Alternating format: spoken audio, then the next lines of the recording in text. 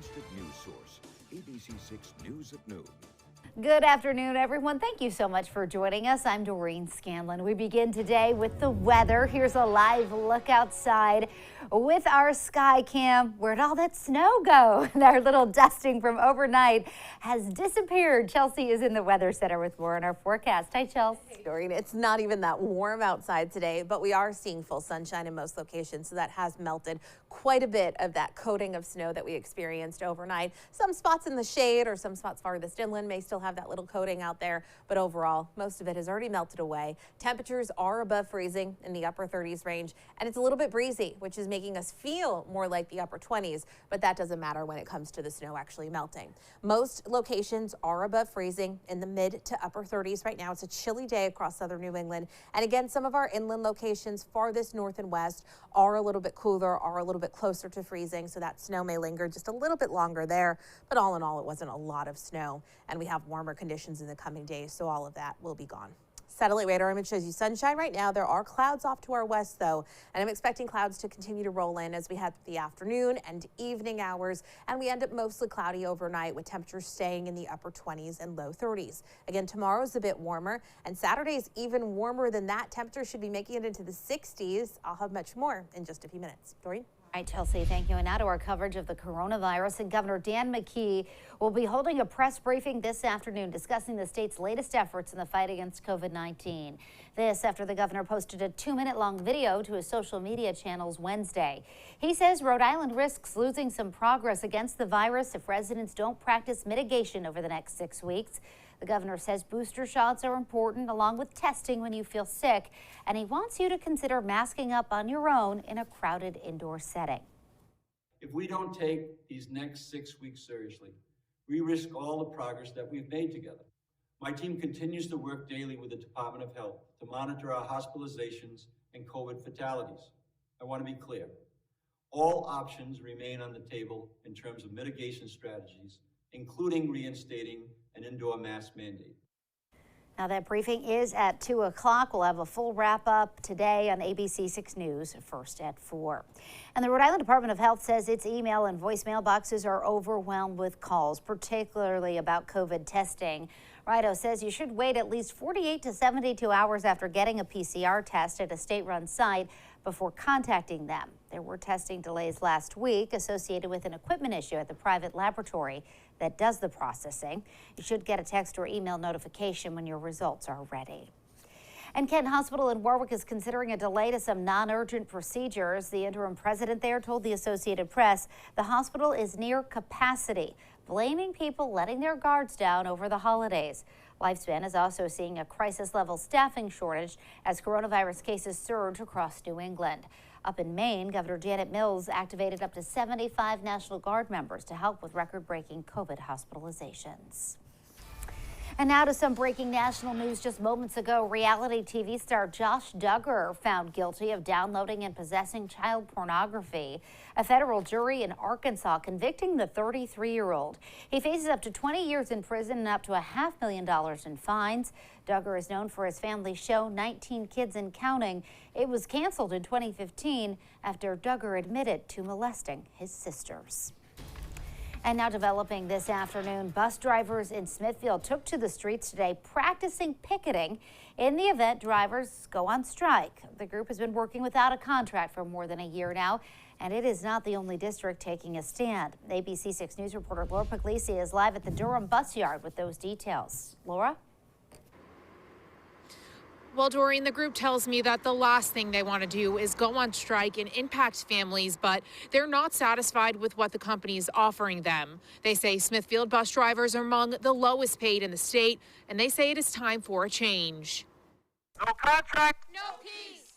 No contract. No peace. It's been just about a year since bus drivers in the Smithfield School District worked under a contract. A year of waiting and negotiations with no end in sight. This group here in Smithfield is really far behind. Durham is very low on the pay scale, and actually they told us in negotiations they're quite proud of being on the lower end. They're comfortable with that, which is very shameful in our opinion. Matthew Tavy, Secretary-Treasurer of Teamsters Local 251, the union representing the drivers, says they're demanding better pay, benefits, and working conditions from Durham School Services.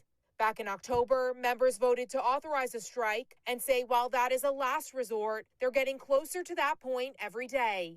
We feel the company is not hearing the group loud and clear enough that they demand a fair contract. This is a larger issue statewide, that school bus workers are not fairly treated. Bus drivers in 4 other districts, Pawtucket, Bristol, Warren, Scituate, and Portsmouth, all without contract and threatening to strike against First Student. Tavy says the union worked with the General Assembly and Governor's Office to pass legislation to ensure fair contracts in the future, but that won't kick in until 2024. Until then, they're asking the state to use federal funds from the American Rescue Plan as a stopgap until the new law is in place. At some point, the workers here have to take action.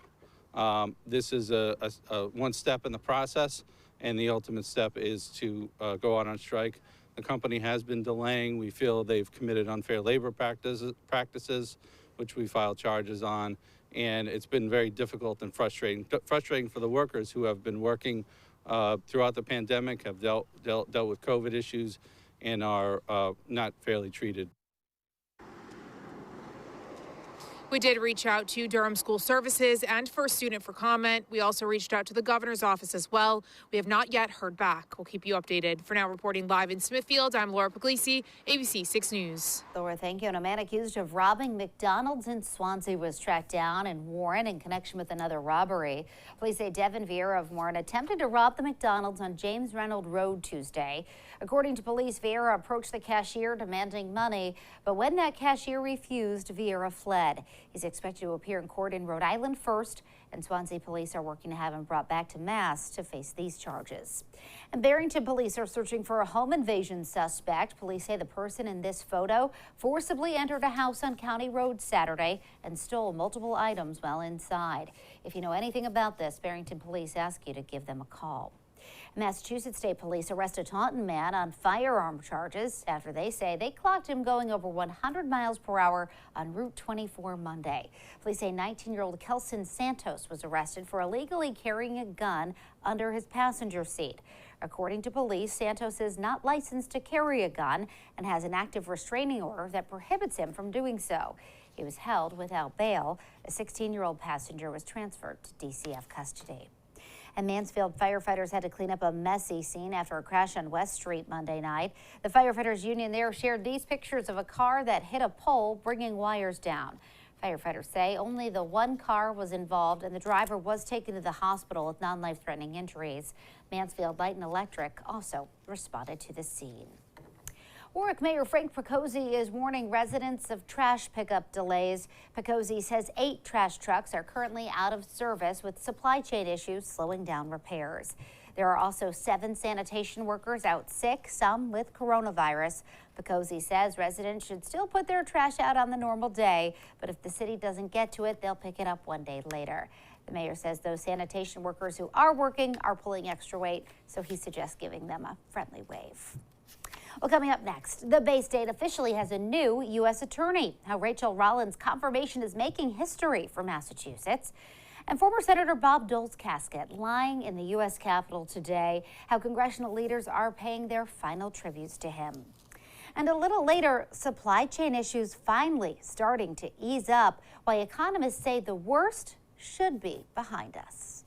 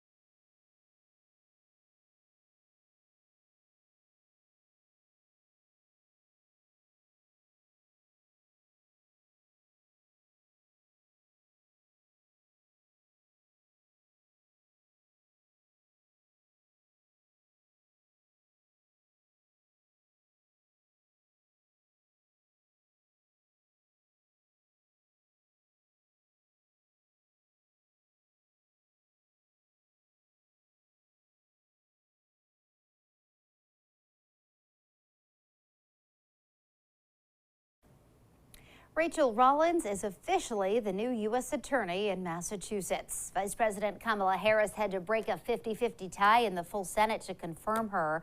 She is the first black woman to ever serve as U.S. Attorney for Massachusetts.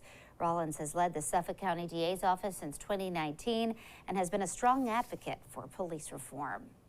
In Washington, leaders from both sides of the aisle coming together to honor longtime Kansas Republican Senator Bob Dole as he lies in state in the U.S. Capitol Rotunda.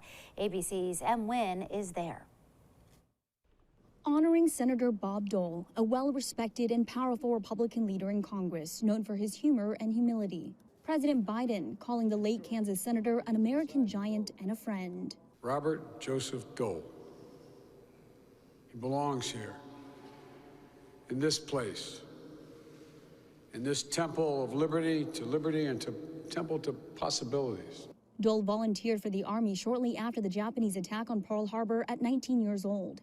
He served during World War II and was gravely wounded on the battlefield in Italy, costing him the use of his right arm and partially paralyzing his left. He had earned 2 Purple Hearts for his heroic efforts in war. Dole ran for president 3 times, finally securing the GOP nomination but losing to President Bill Clinton in 1996. Clinton later awarded Dole the Presidential Medal of Freedom. Today, Dole's widow, Elizabeth Dole, a powerful politician in her own right, joined lawmakers from both sides of the aisle to remember Dole's life and public service, including over 3 decades in Congress. Dole was a champion for veterans' rights and people with disabilities, helping pass the Americans with Disabilities Act.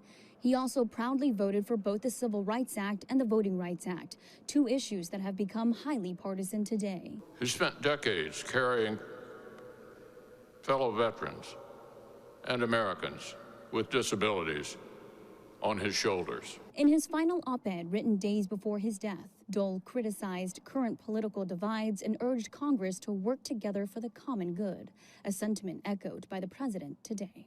We still found a way to work together. We genuinely respected one another as colleagues and as fellow Americans.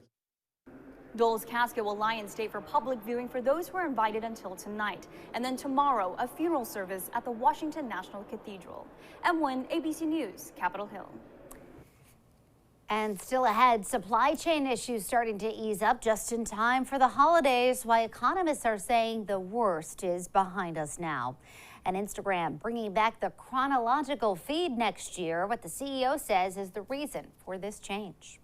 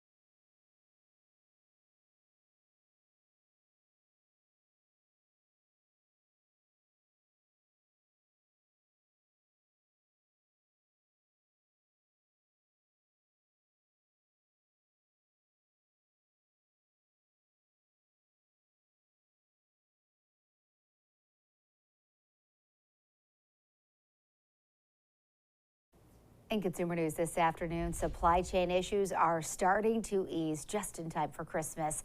Congestion at ports are getting cleaned up, shipping prices are starting to fall, and deliveries are speeding up. But the situation is not yet completely back to normal. There is still a truck driver shortage, and critical components like computer chips are still scarce. But economists say the worst might just be behind us. Instagram CEO says the platform is planning to bring back the chronological feed next year. This during testimony before a Senate subcommittee as lawmakers question the app's impact on the mental health of younger users. The move could potentially address concerns over how algorithms push users into harmful rabbit holes, such as those that glorify eating disorders. Apple has added a new parts and service history section on your phone. It allows users to see if genuine Apple parts were used in a repair. It's another change to Apple's restrictive policies on non-authorized repairs. Last month, the company announced a self-repair program that's launching in the U.S. next year. And now, your ABC6 Storm Tracker weather with meteorologist Chelsea Priest. Well, it's looking very pretty over Block Island right now, but not necessarily feeling like a beach day. Obviously, we started the day with some snow on the ground, and temperatures right now are feeling pretty chilly. We're in the mid-30s in most locations with some sunshine breaking through. With these temperatures coming up over freezing, a lot of that snow for most of us has melted. Inland spots have stayed a little bit cooler, and any locations that are in the shade and not quite getting into that sunshine will likely still have some snow. But again, a lot of it's going to be melting in the coming days, especially considering that our average high is about 45 degrees for this time of year. Tomorrow will be above that. In fact, most of the 7-day forecast, we have highs above that average high of 45 degrees. Today's our coolest day in the 7-day. On top of the cool temperatures, it's breezy. We have a wind that's coming in out of the northwest, 10 to 15 miles per hour. Some gusts coming in around 20 to 25 miles per hour. It's making us feel much cooler. It's keeping us cool today. Our wind chills are in the mid to upper 20s right now, so it is definitely a chilly day across southern New England. Highs only around 40 degrees. Tomorrow, we're going to make it into the mid to upper 40s, and on Saturday, we have 60s. That is going to come with rain. And it looks like as that system with rain clears out, we cool back down to the 40s for Sunday. But for much of next week, temperatures are going to hover in the low 50s range, above average for this time of year. And that's going to come with sunshine. We actually have a nice stretch of weather looking ahead into next week. Your satellite radar image right now shows you dry conditions, shows you some sunshine across the area. I am expecting some clouds to be rolling in over the course of the afternoon, but still an overall really nice day out there. Just a chilly, bit breezy day across southern New England. Thicker clouds off to our immediate west, and tomorrow, Saturday, look mainly cloudy, and it'll be Saturday that we have rain coming into play. So what you're looking at on your futurecast, increasing clouds through the later afternoon and evening hours. Overnight is overcast, and tomorrow will be a mostly cloudy day. Slightly warmer tomorrow. I can't rule out a sprinkle, but most of the day looks rain-free. Warm front is going to approach the area overnight Friday and into Saturday morning. We likely start early Saturday morning dry. That warm front comes through, and you're talking about scattered showers starting to develop by late morning and into the afternoon. The breeze picks up as well, all ahead of this approaching cold front. Cold front comes through in the evening and overnight hours. We may have heavier downpours and even a few isolated thunderstorms. Wind shifts behind that cold front, and cooler air settles in by Sunday. Low 40s today, again, the coolest day on the 7-day forecast. With the breeze, we feel even chillier. Tonight is mostly cloudy. It'll be cool, mid to upper 20s expected. And then tomorrow, a mostly cloudy, more seasonable day with high temperatures in the mid to upper 40s.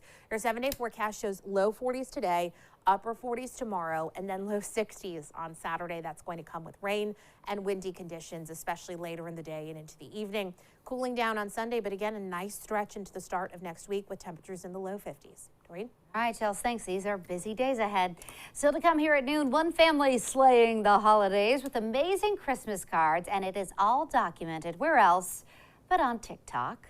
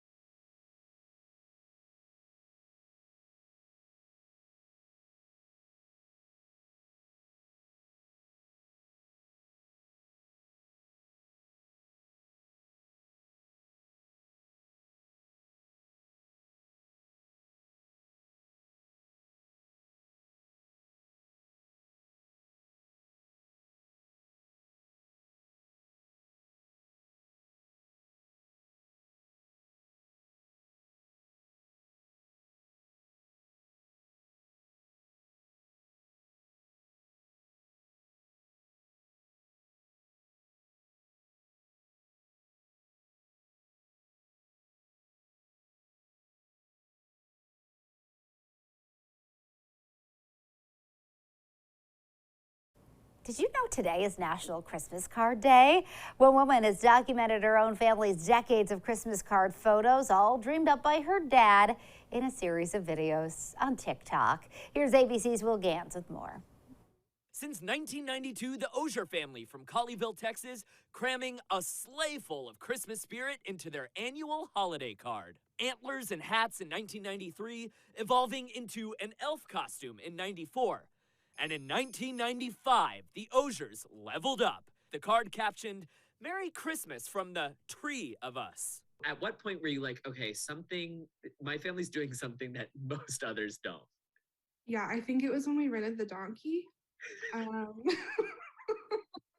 The theme, touched by an Osier. Now, Haley has documented 2 decades worth of photos in a TikTok series she calls Christmas Card Horror Show. For most of the people involved, it's a really great memory, but really embarrassing for me most years.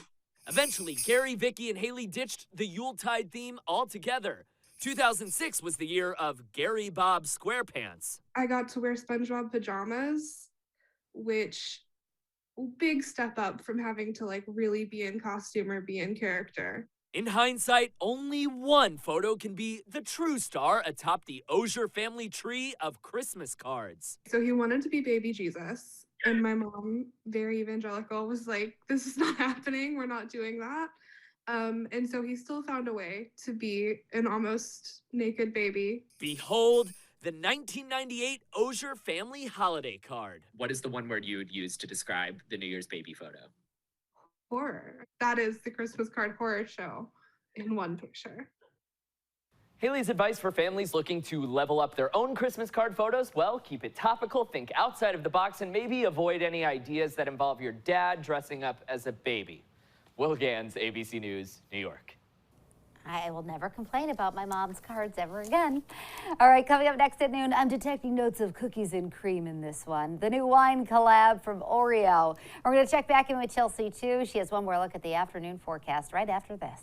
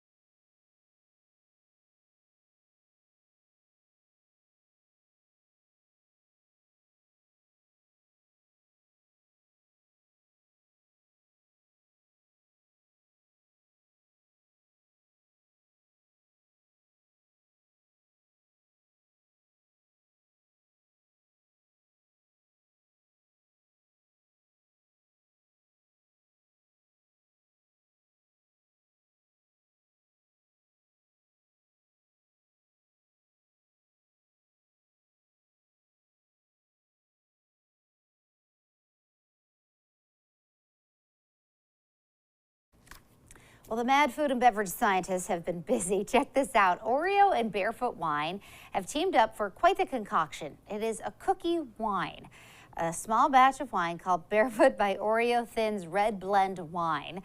The company say it includes flavors of chocolate and cookies and cream and notes of oak. It's available online starting today until it runs out. And when you buy it, it actually does come with the wine as well as the Oreos. It's $25. I don't know. I love wine and I love Oreos. Same. But together? I don't know. You tell me you haven't had Oreos when you've had a No, glass you're of red right. wine. You're So right. there you go. All right, maybe we'll order a bottle and try it out. Check it out. All right, we'll That see. is if supplies are there. That's true. That's true. It's a nice day for a nice warm glass of red wine. It's chilly out there, but today's the coolest day on our 7-day forecast. We'll be in the upper 40s tomorrow, still seasonable, and then 60s on Saturday. That's going to come with rain and breezy conditions. We're back down to the 40s on Sunday as we clear out. And then the start of next week, that first half is looking pretty good with sunshine. Yeah, I'm seeing some errand running days on that calendar. All right, Chels, thank you. And thank you for joining us for the news at noon. The news continues first at 4. Have a great day, everybody.